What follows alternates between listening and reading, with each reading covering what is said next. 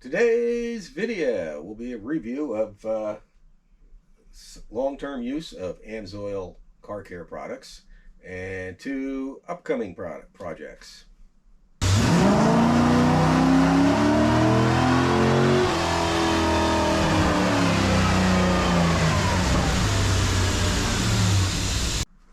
Welcome to ET Garage. I'm Eugene Tordo, and today's video is going to be a long-term review of Amsoil ceramic spray and Amsoil interior detailer. I'm not sponsored by Amsoil or anybody, so this is about as honest as I can get. And the reason I'm doing this is I think I promised that I would do a long-term review. Like I do a review, I applied the ceramic spray last year before winter, and I'd give an after winter review of it. I applied it on my Chevy Trax, which is outside. There's a lot of noise going on out there right now, so, and it's all covered in tree pollen, and it's supposed to rain, so I'm not going to go out there and wash it. But long term, the ceramic spray, Amsoil Car Care ceramic spray, which protects up to 12 months, extremely hydrophobicity, easy spray on, wipe off application. Yeah, I have to say it does everything it does really well. It protected the car all winter long. I only washed the car, took it through a car wash last year, the Chevy Trax, about 3 or 4 times, I think. I'm retired now. I don't commute back and forth to work, so when it rains or snows during the winter, I just stay inside. So it doesn't really get dirty like it used to. But I could say that it works really well. It did a good job of protection as far from what I can tell. If you're not familiar with this product, I'll read what's on the bottle. Amsoil ceramic spray contains the latest SiO2 ceramic technology designed with extreme hydrophobicity to repel water, enhances gloss, reduces water spotting, and cut drying time. Protects painted and plastic surfaces against the elements for up to 12 months with a simple spray on wipe off. Yeah, this is real easy to use. Use it just like a detailing spray. You spray it on, wipe it off. I don't like spraying it directly on. I like to spray it on a microfiber cloth and wipe it on, and then wipe it off with a clean microfiber cloth after I wash the car, of course. And I have to say it works really well. Originally I wasn't going to use it on my Corvette because Corvette, even though I do take it out in adverse weather, it's not too often. Like if I go on a long highway trip, get caught in the rain. During the winter, I really don't go out that much. But I ended up using it on it anyway, and it does a really good job on it. Really nice gloss, and right now this car, I don't know how it looks on camera because it's was parked outside yesterday, so that's pollen and little things on it. I'm gonna probably take it for a drive after this video. And it's supposed to rain tomorrow, this afternoon and tomorrow, so I'm not too worried about that. Now onto the interior spray. Amsoil Interior Detailer. No scent, colorless, multi-surface. I applied this, I don't know, sometime last year. I'll try and leave links to the video up here somewhere, to both videos. But someone requested a long-term review of it. There's not much to say. It works great. What I really like about this, unlike some other products with silicone, a lot of products, when you use it, like say wipe down your dash, it evaporates and leaves a film on your window. This does not. It also leaves no gloss whatsoever. It's nice and flat. I kind of like glossy, but like especially on the Vet, if you're out in the sun bounces off that dash and it blinds you. You can't see anything. So you don't want high gloss on that.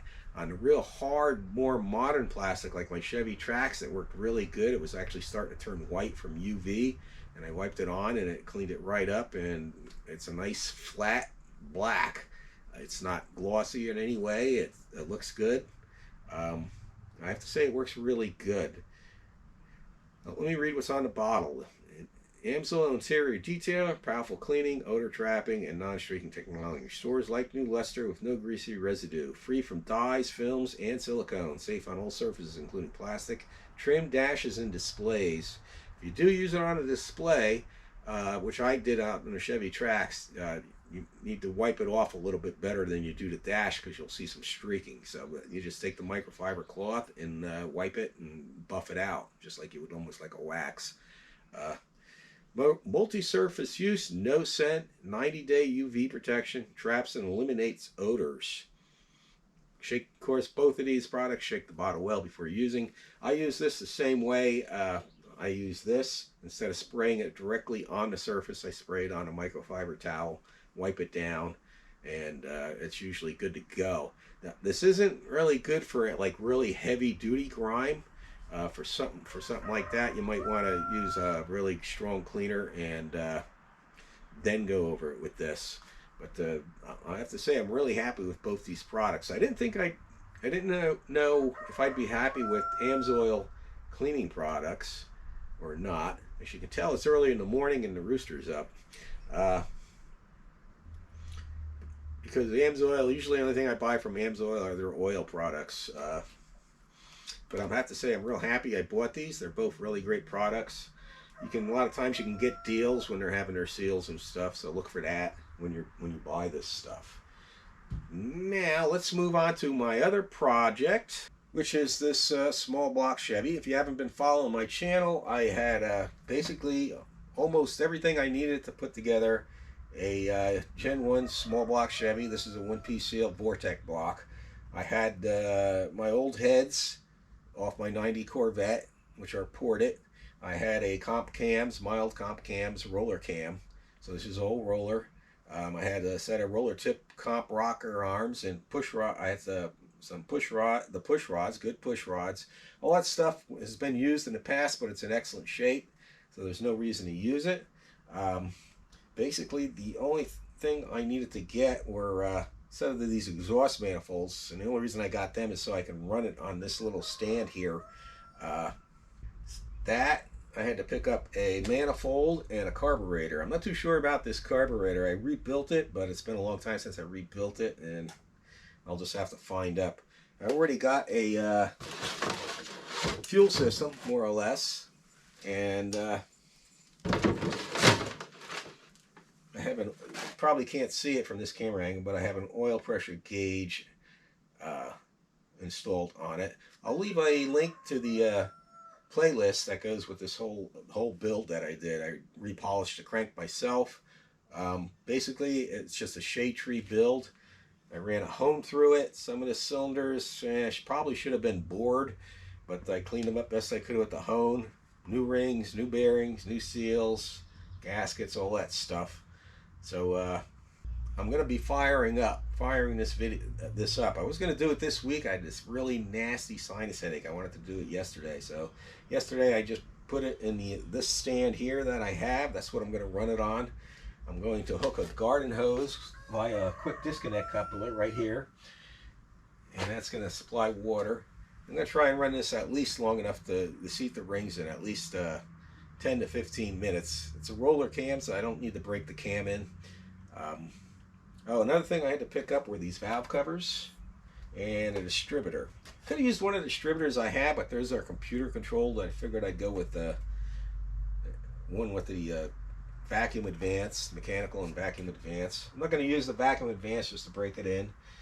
It is what's nice, it's HEI, just one wire. I'll wire this up to when I start this, I'll probably take the battery out of my Vet and hook it up to it with I think I have a battery cable up there I can use to the starter, and then I'll use a jumper cable for the ground. That will be also double as the off-on switch, and we'll start this sucker up and see how it runs. So leave a comment down below. You think it'll smoke, blow up, whatnot? Let me know. Hopefully it'll run good, and then I'm going to sell it and hopefully give someone a good price on it, and just get rid.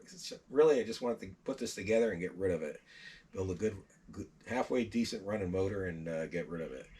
So now for the next project coming up.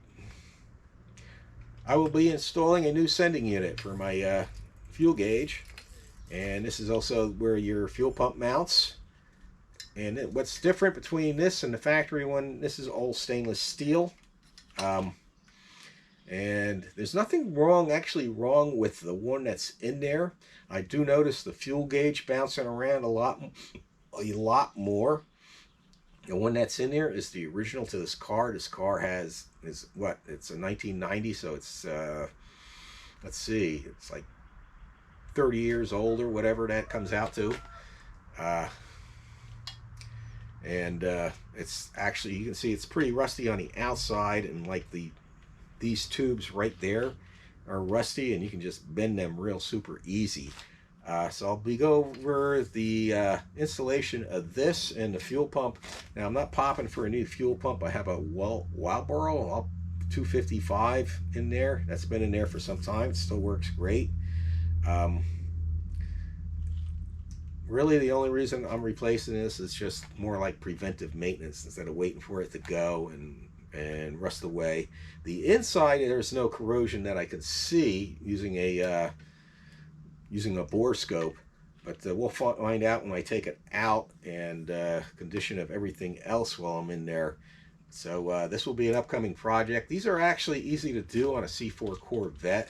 Most cars require dropping the fuel tank. On a C4 Corvette, it literally just lifts out. You just remove the fuel door on the back of a C4 Corvette. You remove that, and basically you have access to this, and it comes right out the top, which makes it really nice. And you can usually do these in like 30 minutes. This one will probably take longer because I'll be filming, but it'll be nice to have a new stainless steel one in there. And I'll go over some other things too when I do that. But that will be an upcoming video, hopefully soon. And next I want to get that motor running, and then so that will probably be the next video, and then I'll do this. And that should be coming up soon, I hope.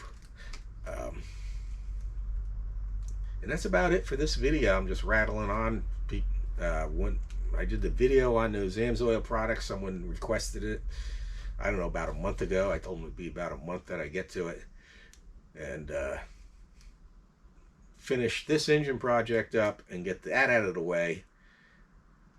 And then I can move on to like these project, and I want to take a road trip, and cross-country road trip, and some other things. So I hope I didn't just rattle on and bore you guys. In the meantime, everybody have a great day, and God bless.